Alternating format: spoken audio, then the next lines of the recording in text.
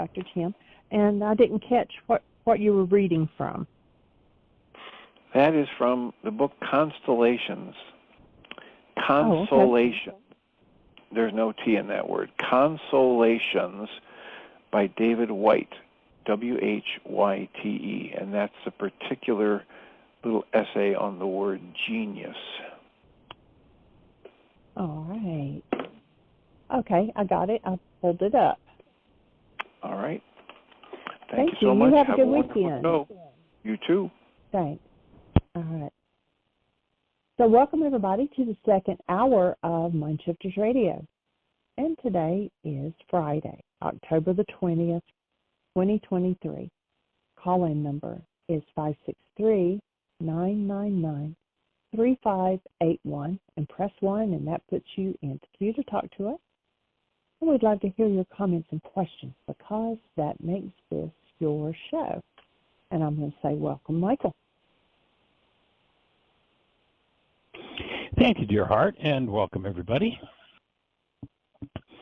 It's a delight to connect, and I think we're going to have an interesting conversation today. We got a question. You want to share what the question was, or was there actually a question attached, or was it just an invitation to look at this perspective? It was actually someone just sent it to me and said, I would be interested in getting your and Michael's take on what this man says. And then he sent me the article that we're going to go over. Okay. And I've read it, and I think you've read it, so. Yes. Perfect. Well, what I decided to do with it was, I think the whole thing is a really interesting perspective on the difference between living as a human being and living out of hostility and fear, living out of the world's mind. And not very often do we run across someone, I don't think, that is going to be living out of love, at least in this culture. There are, I think, Aboriginal cultures where there's certainly, well, it's interesting. There are a couple of Aboriginal cultures, one of them in Australia, especially, where they call themselves the real people. And they're a subject of a book by a chiropractor several years back. The name of the book was, it's a chiropractor that I knew in Kansas City, actually. She went to Australia. She did a walkabout. Anyway, she was introduced to these Aboriginals, and this group of people call themselves the real people, and they're watching the insanity going on in the world, and they actually have chosen not to reproduce, that they're going to disappear from the planet because there's so much insanity. And there's an interesting quote I want to start out with. This was a magazine article in a scientific journal. Let's see if I can find the journal reference here.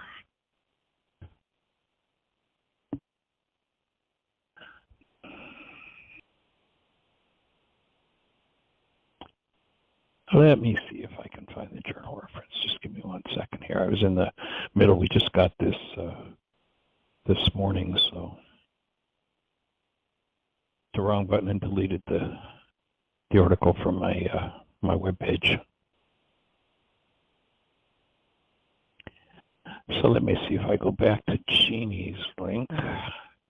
Here it is. Oh, pardon me. It wasn't a journal. It was the Los Angeles Times, written by a scientist man from Stanford, Robert Sapolsky. And the basic thesis of his article is there is no free will. That everybody's just pushed around by the forces of energy in the world, basically, is what he's saying. And it reminded me, and I actually went looking for this, and I could not find the source of the quote, but many years ago I had gone to a conference. I don't even remember which one it was, and someone at the conference quoted an author that said, 1,000,000 people live and die every century and never know they've even lived. And that quote to me would apply to what this Stanford scientist is saying. And he's saying, so I'm just going to read through the article, make some comments. If you have a comment or a thought, push one, jump into the conversation.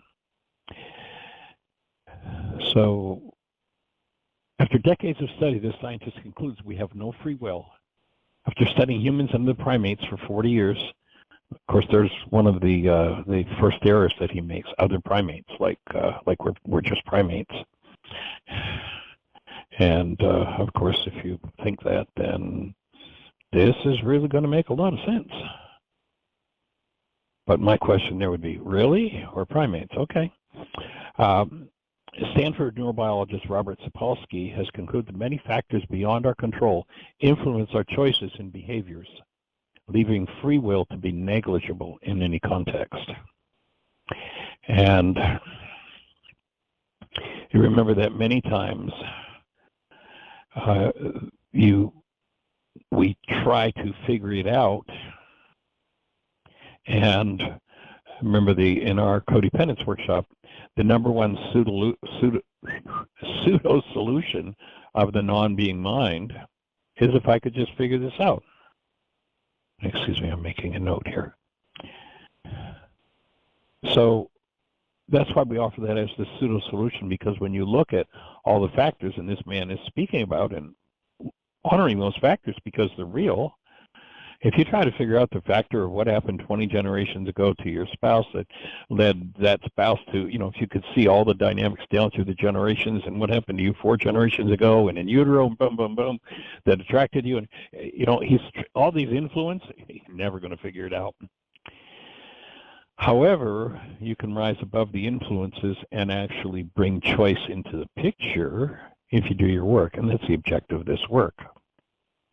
So he goes on to write, sort of verifying his thesis. Before epilepsy was understood to be a neurological condition, people believed it was caused by the moon or by phlegm in the brain, which is not perhaps so far away from the truth when you start looking at the plaque and the energetic blocks that happen in the brain that create things like epilepsy. So that one may have actually been kind of, a little closer to on track than most people think. They condemn seizures of evidence of witchcraft or demonic possession, and killed or castrated sufferers to prevent them from passing tainted blood on to a new generation. Today, we know epilepsy is a disease. By and large, it's accepted that a person who causes a fatal traffic accident while in the grip of a seizure should not be charged with murder. Right on. That's good, says Stanford University neurobiologist Sapolsky. That's progress. And then he says, but there's a long way to go. In other words, he's envisioning a society that nobody's held accountable for their behavior, in essence, because we're all just a product of these energetic forces. And my offering would be that, we make a distinction in this work between decisions and behavior. If I say to you, don't think about the color of your car, what happens? What does the average person say? Oh, I'm thinking about the color of my car. Why are you thinking about the color of your car? Because my voice box set up a frequency, moved some air molecules, hit a drum in your ear, caused the bones in your ear to move and create an electrical frequency to cause brain cells to fire. And the firing of those brain cells, because of resonance, is going to be something to do with the color of your car. I agree with his assessment of the forces involved, that, there's no, the person who says, I'm thinking about the color of my car, isn't thinking about the color of the car. All that's happened is content in the mind is resonated about the color of one's car. That process is not thinking, it's just pure resonance. And people who live on the level of resonance, if most of them said what they thought, they'd be speechless. Because that's not a thinking process. That's just information moving within the mind. So he says, after 40 years of studying humans and other primates, He's reached the conclusion that virtually all behavior, human behavior, is as far beyond our conscious control as the convulsions of a seizure, the division of cells, or the beating of our hearts. This means accepting that a man who shoots in a crowd has no more control over his fate than the victims who happen to be in the wrong place at the wrong time. It's a means of treating drunk drivers who barrel into, it means that drunk drivers who barrel into pedestrians are just like other drivers who suffer a sudden heart attack or veer out of their lane. So this man's advocating for, at least at this stage in his conversation, for no personal responsibility. And if one operates, remember we've talked about carbon-based memory, that if you took your body into a lab and said, tell me what's in here, they'd tell you the base element was carbon, and that's what stores memory. And if one only operates on the level of carbon-based memory, it's true. Resonance, bang, what am I thinking about? Well, I'm not thinking, but that's what's moving. And if what's moving is hostility, rage, fear, damage somebody else, vengeance, then, there we go. One can succumb to those decisions in the mind. So properly defined, when I say don't think about the color of your car, what happens is your mind makes a decision, which is just a product of resonance, and it shoots up whatever information. If you don't have a car, the information might shoot up as, well, I don't have a car. That's just a decision in the mind. It is not a thinking process.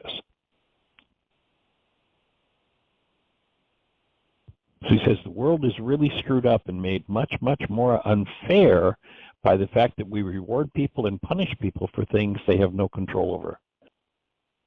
We have no free will. Stop attributing stuff to us that isn't there. Now, I'm in agreement with him that punishment needs to disappear from the planet.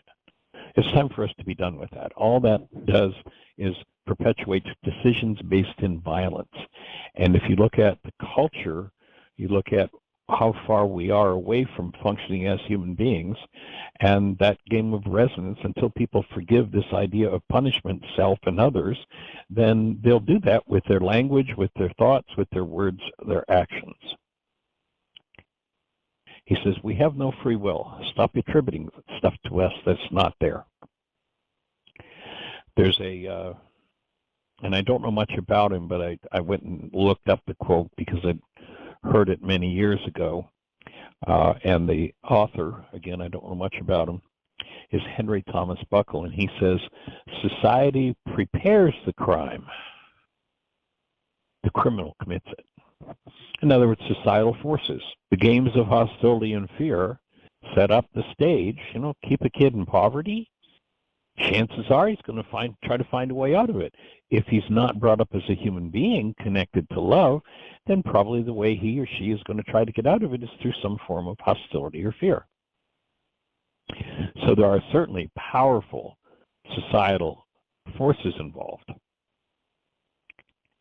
But our offering here is that there is a spiritual faculty. We have to go beyond being animals. We have to go beyond being a piece of meat, which science is trying to convince a lot of people to stop there. You're no more than that. But when we wake up to the truth of who we are, and the beginning point, a good beginning point for that, if this is a new idea to you, is just hold a newborn baby and tap into the essence of that newborn.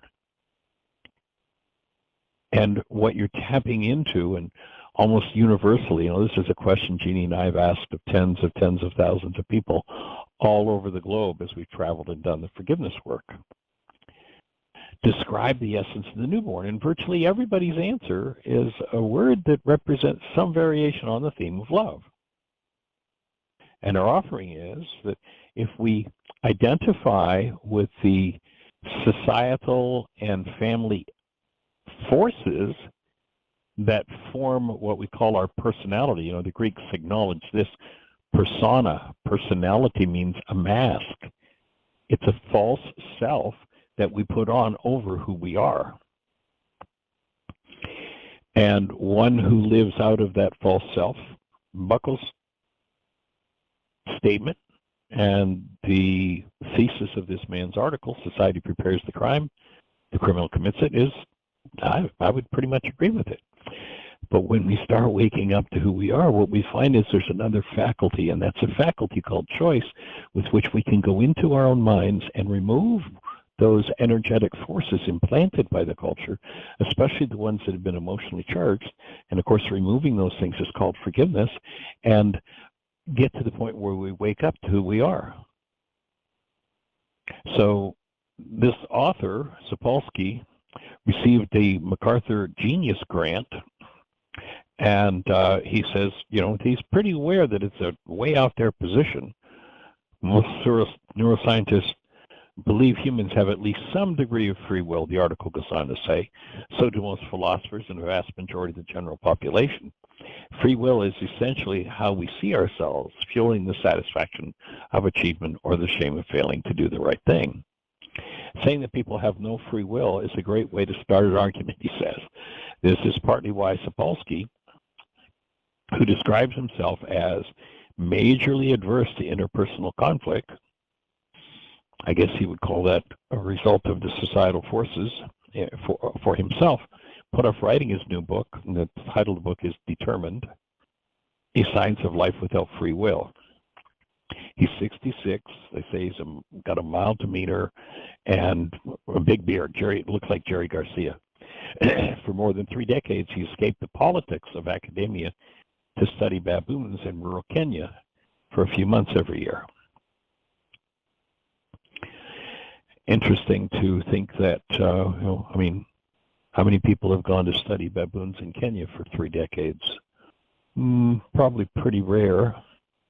Actually, I'm thinking, Janie, do you remember the name of the scientists that worked with baboons?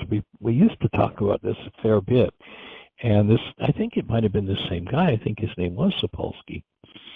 But what he found was that baboon tribes, by and large, were pretty vicious, and in his writing, I remember he used to say that, he didn't like them. I mean, he worked with them for years, but he didn't like them because they were so vicious. And he observed in one particular case, there was a kind of an interesting dynamic when you look at it. There was I think it was a restaurant or a food supplier. It's been years since I've thought about this one, but this food supplier was getting rid of tuberculosis-tainted meat. And a troop of baboons descended upon, found that meat, and ate it. And this troop of baboons was one that he was acquainted with, and he was very disturbed by the fact that they'd gotten into this TB-tainted meat, and many of them died from TB. But over time, what he observed was the ones who died were the ones who were the angry bullies of the troop. That the gentler baboons in the troop weren't impacted by eating this tainted meat.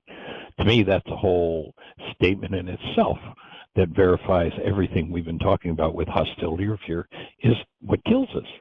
If we live in that hostility or fear world and that hostility or fear mindset, that's literally a physiological mindset that very rapidly, when one engages in it, leads to death. And his work with this particular troop of baboons proved that out. But what he ended up sharing was that in watching this troop where all the vicious baboons were dead, the first time that he'd seen it in all the years he'd been studying baboons was that all of a sudden there was a troop of gentle, nurturing, caring baboons who took care of each other.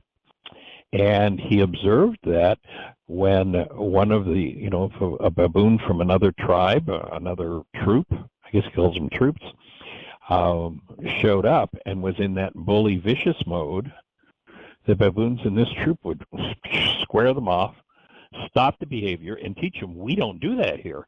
And that baboon would be shifted over into a gentle, caring baboon like the rest of the troop. Just an interesting dynamic. And if I have my thoughts, probably Jeannie is already looking to see if she can find that, if it is Sapolsky. I did find an article where he worked with them, but I'm searching the article to see if it's the one where he what you talked about the baboons, but he did. There is a big write-up on him working with baboons. So I'll keep looking through the article. Yeah, well, this one specifically involved TB-tainted meat. So I'd assume if you put his name in and TB-tainted meat, you'd find that. I'm trying to remember whether that was an article we had or was that a video? It seems to me, it came from a video on stress, I think. So think about it. Anyway, we'll find that. So the article goes on to say a man, right, sitting in dry grass, faces a baboon near trees. And pardon me, that was a note beneath a picture. The article and the pictures didn't copy, so I don't have the pictures.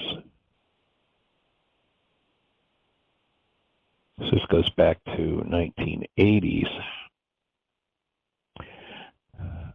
So he goes on to say, I'm really, really not trying to sound like a combative jerk in the book, he said. I deal with human complexities by going and living in a tent. So yeah, I'm not up for a lot of brawls about this. He's I guess pretty much a loner.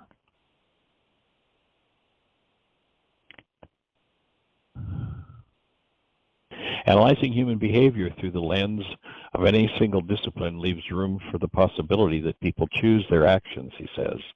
But after a long cross-discipline career, he feels it's intellectually dishonest to write anything other than what he sees as the unavoidable conclusion. Free will is a myth. And the sooner we accept that, the more just our society will be. Determined, the name of his book is just coming out.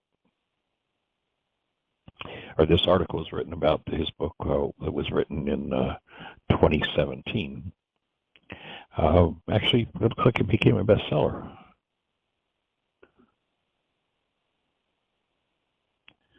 So the subtitle of his book, Behave, the Biology of Humans at Our Best and Worst. It breaks down the neurochemical influences that contribute to human behaviors, analyzing the milliseconds to centuries preceding and pulling of a trigger or the suggestive touch of an arm. So he's saying all behavior is just neurobiology.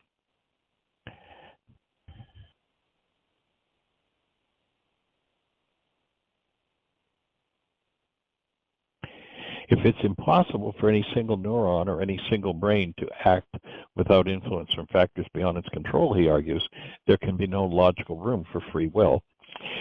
My take here, and I'm inviting conversation, if this stirs anything for you, push one and let's talk about it. But my take is that what he's talking about here is inclinations, not free will. So, no, we don't have, and over time you can develop control over your inclinations. And I think what he's saying, or what my take, my offering on the error I see him stuck in, is he thinks inclinations are behavior. And yet, do we have any control over our inclinations? Nah. Except when an inclination comes forward, then we have the ability, if we're conscious and aware of forgiveness, we have the ability to change our inclinations. We have the ability to choose our inclinations. You'll notice in the worksheet, you'll see the language that says, asking Ruka to incline you toward healing, incline you toward doing your work, basically.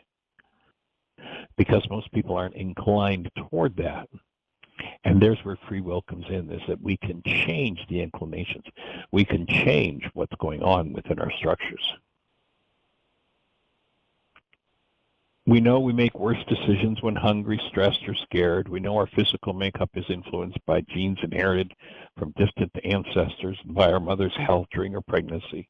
Abundant evidence indicates that people who grew up in homes marked by chaos and deprivation will perceive the world differently and make different choices than people raised in safe, stable, resource-rich environments. A lot of important things are beyond our control. Now, my offering is, the key thought here was, No, we don't perceive the world differently. Our perception is different. And there's a big difference between those two statements. Because if you remember, we have a lesson from the Course in Miracles called What is the World? And the world is false perception. So most people think when they look at the pictures painted on the inside of their eyeballs that they're looking at the world. My offering is, when you look at the world painted on the inside of your eyeballs, you're not looking at the world. You're looking at a picture generated by your mind, put on the inside of our eyeballs. And people call that perception of the world, but really, our perception is nothing but a reflection of what's going on within. If one doesn't understand that, I can understand why he comes to these conclusions. That he thinks that his eye is actually seeing what's happening out there, as opposed to his brain's best guess at what's happening out there, perception. And we have, when we do our work, the option of stepping into directly interacting with the actual world. And we could call the result of awakening to that enlightened perception, perception that reflects accurate information about what's actually happening in the world, rather than substituting for what's happening in the world those things that the happenings in the world trigger in us and the perceptual constructs created by our minds.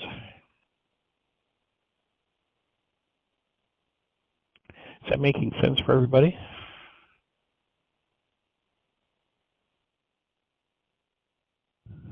And it was the same gentleman that did the study on the baboons. I thought it must have been. I haven't thought of that for, I don't know, I think the early days of the show we talked about it a few times, so it's been probably 10 years. Yeah, I found it in 2012 and 2013. We do have a hand up. Oh, great. Let's go for it. That's what I'm hoping for, some conversation and interaction on this idea.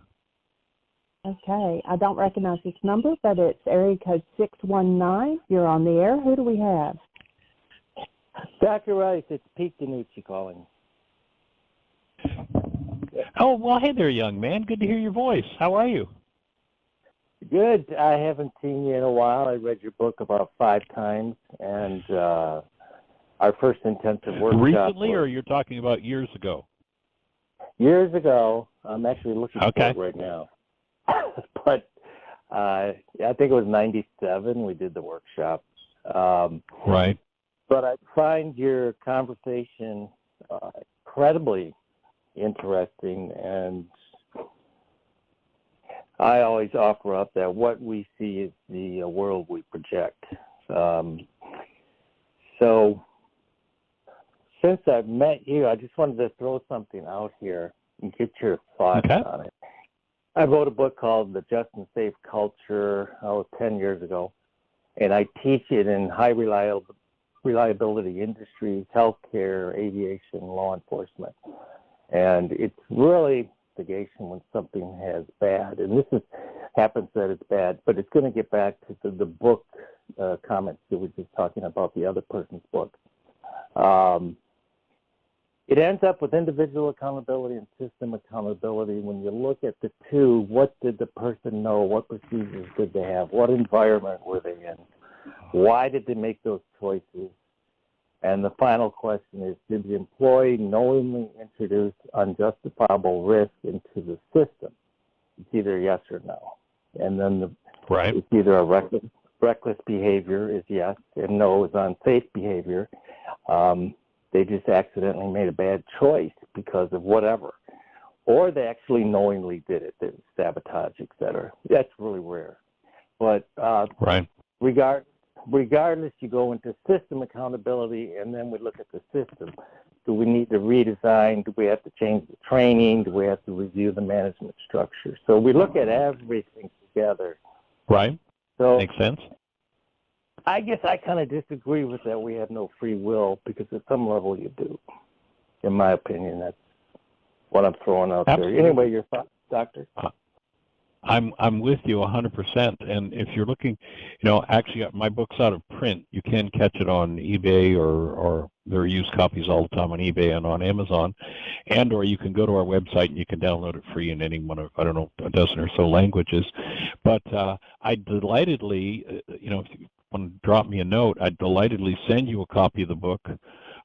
And do an exchange. I'd love to see your book and see what it has to say, but I'm with you, except I would change one word in the context of your conversation with what you're saying, is that people made a poor choice. When what we would call a poor choice happens, I don't think we're making choices at all. They're decisions. They're simply, just like when I say don't think about the color of your car, resonance drives it. The circumstance drives the mind. And if one is awake in being and actually choosing, they'll always know and be inclined to do what we would call the right thing, the highest level of behavior, if choice is actually in the picture.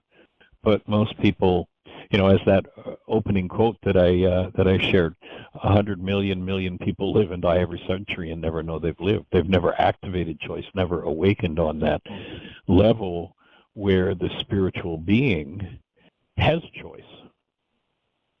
Does that make sense for you? Does that fit with what you were? I'm taking notes. You said choice is the word I used, and you would use what word? I'm sorry. Decision.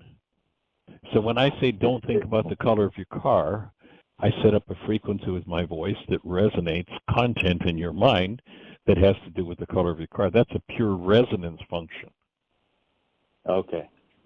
That makes sense. And so the human mind, if we're living in carbon-based memory, everything stored in it is from the past, and it's a decision-making machine. Everything that comes along resonates content, bang, as Sapolsky's saying.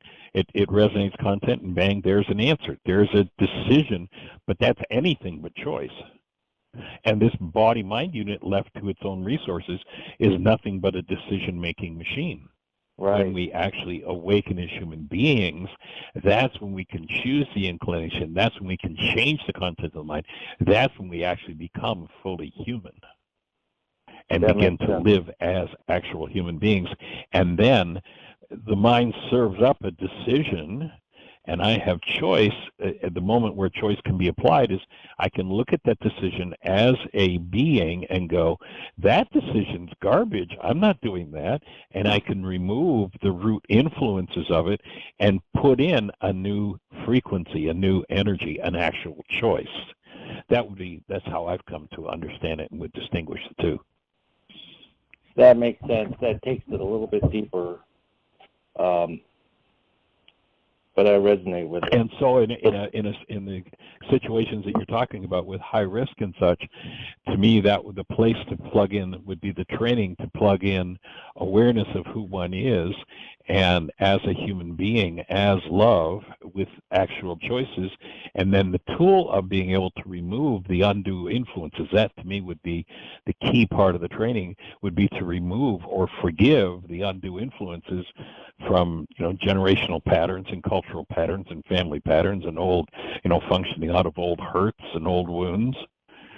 And when we have the tool to clean that up, our choices become better and better and better, because there's less and less influence from those wounds of the past and of the generations and of the culture or the family system. I agree. Yeah, I'll tell you the easier audience would be the nurses versus fighter pilots. Yes, I can hear that loud and clear. But anyway, thank you so much. So I'm just going to keep listening here. I'll mute it out.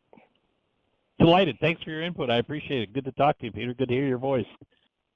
Good to talk to you. Thank you, Doctor. Bye. All right. Blessings. I'm going to stay on here. All right. Cool. Okay. And we do have another hand up. Great. Let's go for it.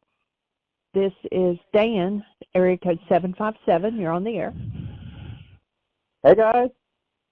Hey there, welcome. Thanks. Yeah. How are you, sir? Good to be here.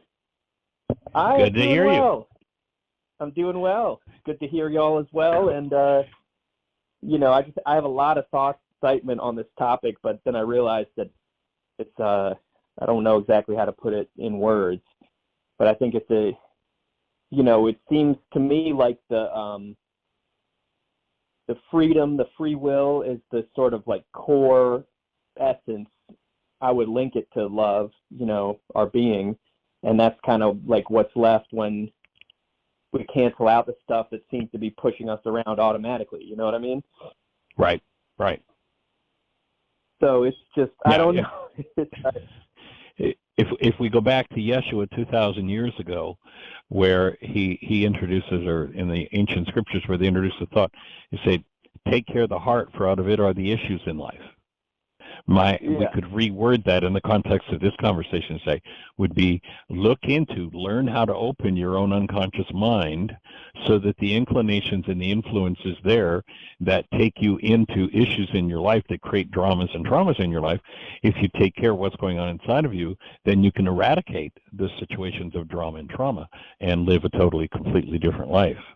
And again, that would mean that I have to call forward and strengthen the ability of choice. There are 5 different spiritual faculties, and each of those faculties has a cheap copy in the carbon-based memory system, in the body-mind unit. And so the cheap copy of choice is decision. Oh, and most people call it, when they make a decision, they call it, well, that's the choice I made. Well, no, it isn't. It was just what we identify, in our laws of living course, we identify that as the automatic decision system. Resonance kicks it in, and most people call that choice, and therefore never ever achieve actually living from choice. Well, it's sort of like the computer metaphor. There was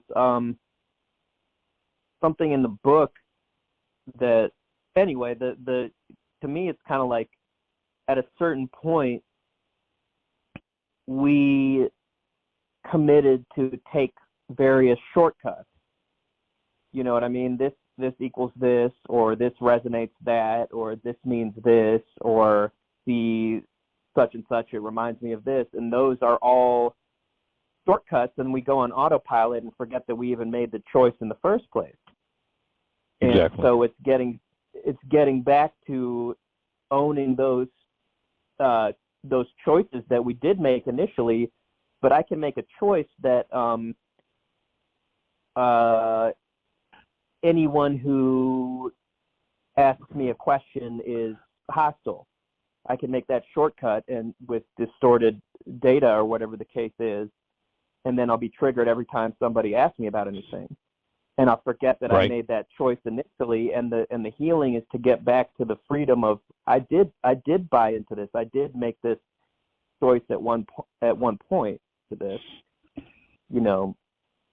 I've been in 12-step recovery for a long time, and I sort of at times it's felt to me like the whole process is coming to terms and owning up to the fact that I do have freedom of choice, and not making excuses for being pushed around by this or that.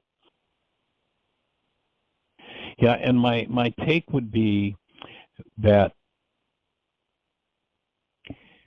the initial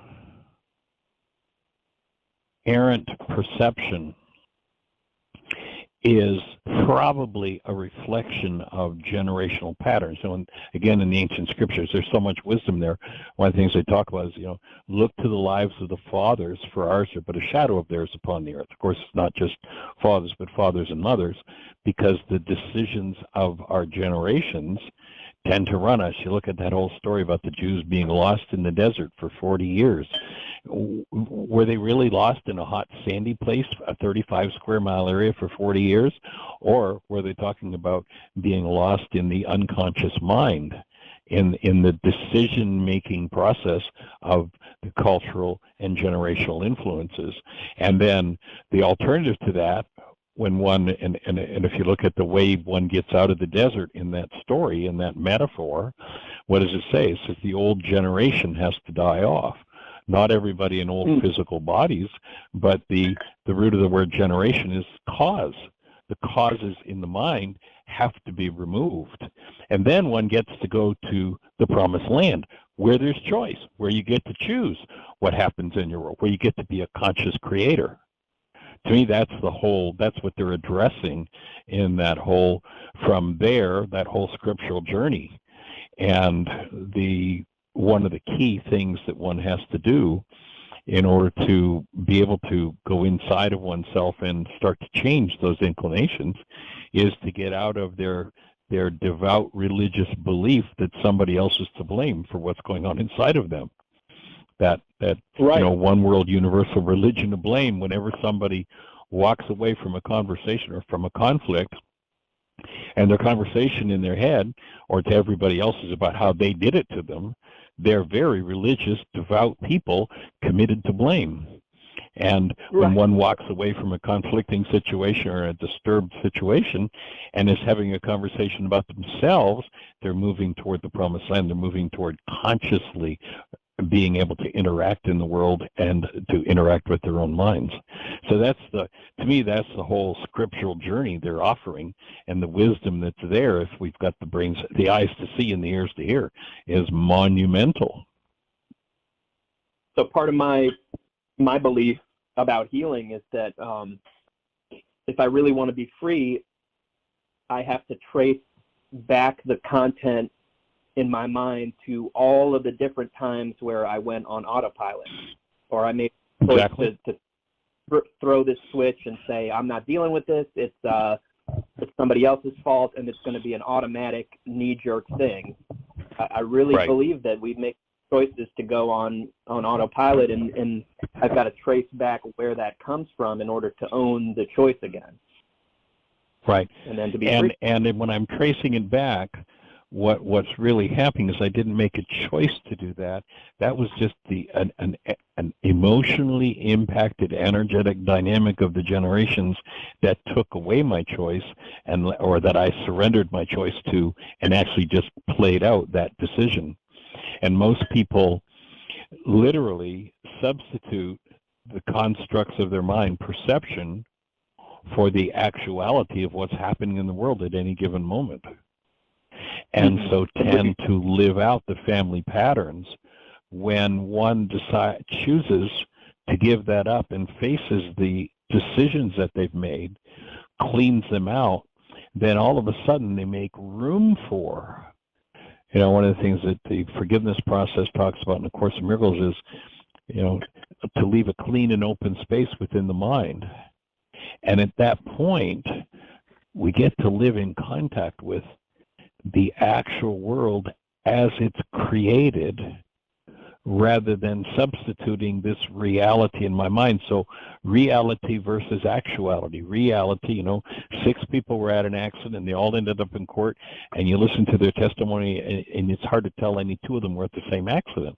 Each person substituted the constructs of their mind for the actual event of the accident, and therefore 6 totally different pieces of testimony. And most people are doing that 99 to 100% of the time in their lives. They never taste or touch actuality. And so when we start applying forgiveness, and when you talk about it, I'm with you 100%, you have to go back and clean those things up. And one method of doing that is to go lay on the psychiatrist coach for 25 years and look for that deep, dark, dirty, nasty thing that happened. Or you can use the tool of forgiveness, and when you apply forgiveness and collapse the construct of the mind, the decision of the moment, you get to drop. There's the benefit of the worksheets, and I appreciate it. You dropped me the note about you're up to 800 worksheets, and that was about 2 weeks ago now, so you're probably at 1,000, right? It's actually 989, and I'm going to sit. I'm off work today, so I believe I'll do, the 11 to get to 1,000 today, because I have some stuff coming up anyway. Awesome. So yeah. So when one cancels, when we get to that core of forgiveness, to me, this is the brilliance of what Yeshua brought to the world, and the Greeks threw away. When you get to that core of collapsing the construct, the decision of the mind from this moment, and when that collapses, it drops in the mind right into the root of that construct. Now you've got access to the origins of that pattern, which might be 20 generations ago. And you don't have to figure it out. All you need to do is bring it to the presence of love, and dissolution begins to occur. Dissolution of the past. And that's what really empowers choice. So how, and I'm just excited about how I just feel so on board with this, and I haven't had, words for it in the past, I guess. I'm just getting more and more clarity through this process, because I've already had these kinds of thoughts, and this has refined it more. So it's just exciting. Sweet. Is it important to, does it matter to determine if the content that I'm looking at in any particular instance is from my personal life versus generational? Does that matter to figure out or determine? Well, remember the number one pseudo-solution, this is from our codependence work, the number one pseudo-solution of the non-being mind is if I could just figure this out. That's what I was thinking. If you take Sapolsky's premise, he's saying, as we said for decades, you can't figure it out. The mind will go, I've used the example before of, I could have a workshop with 100 people in it and ask everybody their age, minus 5 years for each person, add their ages all up, and I'd have the number of years that everybody in that audience has been trying to figure it out, and nobody can figure it out. Because there are so many influences. I mean, what happened 10 generations ago to, great-great-great-great-great-great-grandma or grandpa or and now we've got this other person involved. What are the generational influences of them? What did they see on TV last night? All those influences. There's nobody that can figure it out. And the non-being mind, that's the number one thing it wants to do, is figure it out. My offering is, or my take, and what I've observed over the last, especially the 40-some years I've been working with the first century Aramaic forgiveness process, is that if there's something important for you to know or understand about, did this happen when I was 2, or did it happen to my great-great-grandfather, is you'll get literally the whole story. You'll be shown perceptually, cognitively what it is. Otherwise, there's no need to have cognitive awareness of whatever's moving. The key is to process the energy. You don't have to form the trauma-based energy into a story or a picture to heal it. All you need to do is bring it forward in the presence of love. There's where the still point breathing comes in, because when you hit that still point, you've opened the resistance and stepped into a superconductor state where whatever starts to move will process in an instant, and it doesn't have to be cognitive. If there's my experience has been, if there's a need or a reason for it to become cognitive, then it will perhaps become cognitive right there in the middle of the worksheet, or right there in the middle of the still point breathing session. Or 3 days later, you're walking down the street and all of a sudden it's like, bingo, oh, that was it. And you're shown what it is. Yeah. So cognition is not a requirement of the process, no. Okay, and I think in some cases it might be like an impediment because trying to figure it out. Right, and so like trying to figure it out is one of the biggest impediments to healing. I mean, Sapolsky's view, and I like. I've actually watched some videos of his previously about just totally different topics, and anyway, I like the guy. I don't. The thing is that it's beyond what's knowable, in my opinion. In order to say that everything is determined, it's kind of like, okay, well, like you were saying, sure. I mean, I would have to know the the position and the momentum of every particle in the universe in order to really see if things are being caused and determined beyond what we can really figure out. And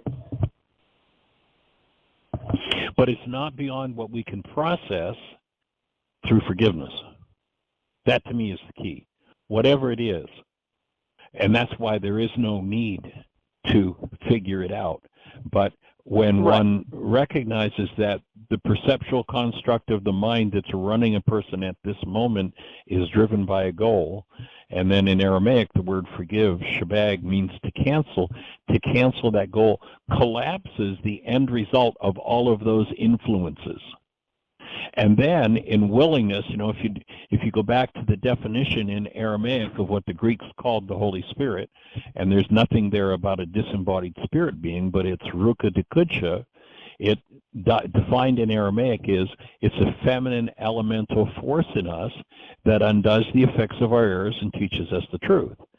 For that force to undo the effects of our errors, i.e. the 1,000 million trillion influences every particle in the universe, to do that is an impossibility for our pea brains, but for that power that resides within us, if I know it's there and I'm willing to turn this issue over to it, then that state of non-resistance, that superconductor state, allows those underlying energies literally to be processed in a second, and I'm freed of that influence. So you go beyond. You've got to be willing to go beyond the mind. And yes. Oh, well, you've heard me say it before. In order to heal, you got to be out of your mind. Right. The brain. So that's the problem. The brain is the instrument, or the brain is the instrument of the mind, and all it can do, unless there's an opening for it, is process or run stories and programs and energetic patterns from the past. That's all that happens in carbon-based memory. And that carbon-based memory mind, if you look at, a molecule of carbon is 6 electrons, 6 protons, 6 neutrons, 666. You go back to the ancient teachings and, there's this mind of love in us, which they called the mind of Christ, not about a man named Yeshua, but this mind of love in us that it is our birthright to use. And when we choose to bring that mind into play, we're out of our mind. What the world calls our minds, we're out of our minds. We're into another level of existence where the human being, which of course goes beyond baboons or anything else that's going on in the world, there's a whole new factor that's being introduced to the world that's beyond. So we've got the mind of love, the mind of choice in us, and then we've got carbon-based memory. Adamos, the red clay, stored past experiences, influences, play out and run the show. Right. The computer. Yep. Yeah, it's pure computer function. And nothing but a pure reflection of the past, with all its myriad of influences. In order to really do something like new or genuinely, freely chosen, that you got to be out of your mind. Right. Okay, that's you exactly got to make it. a room in your mind for that to happen. Yeah. What's his name? In Florida, the museum is there of Alexander Graham Bell, and over in the corner there's an old wire type bed frame, and what the story that's told is that Bell, when he ran out of ideas for his inventions, he had an iron ball and a metal tub, and he'd go over and lay on that bed. He'd hold the iron ball out over the edge of the bed, and he'd go to sleep. And when he would drop into such a relaxed state that the iron ball dropped into the tub and made a loud noise and woke him up, what he said was he reached into the air, and that's where he got his ideas. Okay. And that was his my description of that was his mechanism for getting out of his mind. I assume he didn't have forgiveness. But if I use forgiveness on a regular basis, people who have what they call a near-death experience, which is really a near-life experience, when clinical death occurs, the ego mind, the mind of the past, those influences that Sapolsky's talking about, all collapse, dead, gone. And now we get a chance to wake up to who we are. These people who come back with their near-life experience stories come back with all kinds of things that are beyond what our human mind is conceived of. Why? Because that's where we live as human beings. And as far as we can tell, there's no other creature on the planet that has choice. We do, and it comes from that level and that state of being. Yeah. Well, this is awesome stuff. It is. That's great, and I appreciate this article becoming available to us. And thank you, Tim, if you listen to this, for sharing with us, because it really opens the conversation on a whole other level.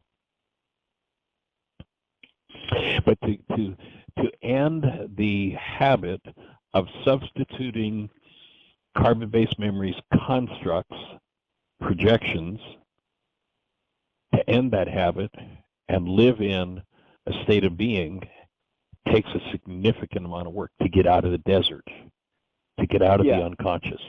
That word desert in the ancient scriptures is just a code word for the unconscious. Could be a life challenge.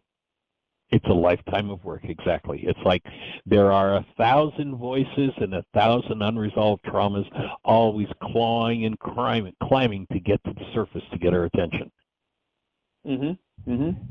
And when we open the space, you go to the Course in Miracles, and it describes forgiveness. There are only two places on the planet I've ever found an exact and specific definition of forgiveness. One is in the ancient Aramaic New Testament, the teachings of Yeshua on how forgiveness works.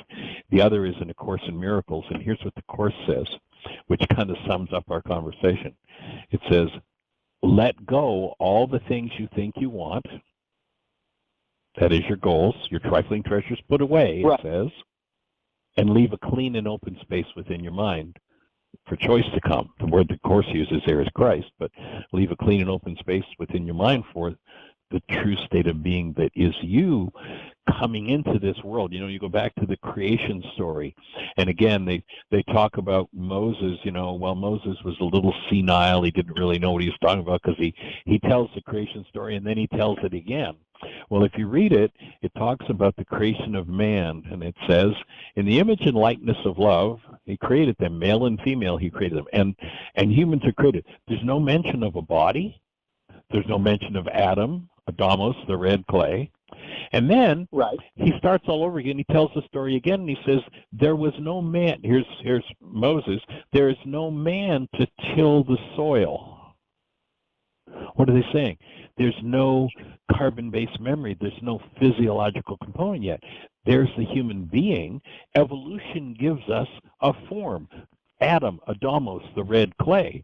And then what it says after he introduces Adam, it says, and the Creator breathed nafsha, which is the word that describes the created human being, into Adamos, and nafsha became an incarnated or a living spiritual being. And it's a spiritual faculty, this choice thing, and if you avoid the spiritual faculty, then all you've got is carbon-based memory and the influences that Sapolsky is so skillfully talking about. Yeah. But that moment of the creation story, he's very accurately describing the moment at which choice arrived, at which human being arrived, at which what was called the mind of Christ, which is the essence of every one of us, arrives into the world. And the journey of taking over with choice is a whole life, as you say, a lifetime of work. I'm with you too. It's exciting, though. It is. It's the original incredible joy me, I like to say. There is a joy to it that is just amazing. Well, we're down to the last few seconds. The show's going to cut us off, so thank you for that input. Thank you as well, Peter. Delighted, and we'll pick this conversation up again on Monday. Everybody, have the best year yet of your eternal life. Have an awesome weekend. See you Monday.